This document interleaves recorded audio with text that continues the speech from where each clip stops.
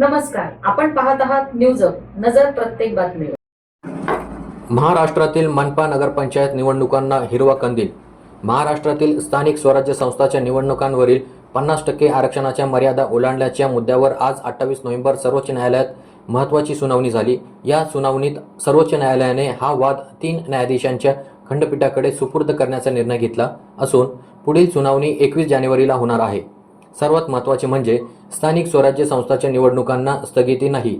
मनपा, जेडपी, नगरपरिषद, नगरपंचायत निवडणुका जाहीर वेळापत्रकानुसारच होऊ शकतात। राज्य निवडणूक आयोगाने न्यायालयात मान्य केले की राज्यातील 40 नगरपरिषदा आणि 17 नगरपंचायतीमध्ये 50% आरक्षणाची मर्यादा ओलांडली आहे।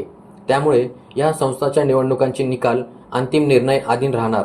न्यायालयाने स्पष्ट केले की प्रकरण जानेवारीच्या दुसऱ्या आठवड्यात 3 न्यायाधीशांच्या खंडपीठासमोर सादर करावे, तोपर्यंत निवडणूक प्रक्रियेला कुठलीही अडथळा नाही।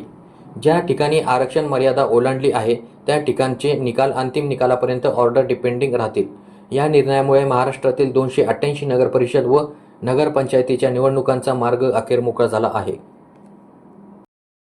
अशाच विश्वासार्ह आणि अचूक बातम्यांसाठी न्यूज अप चॅनलला लाईक, शेअर आणि सबस्क्राईब करा।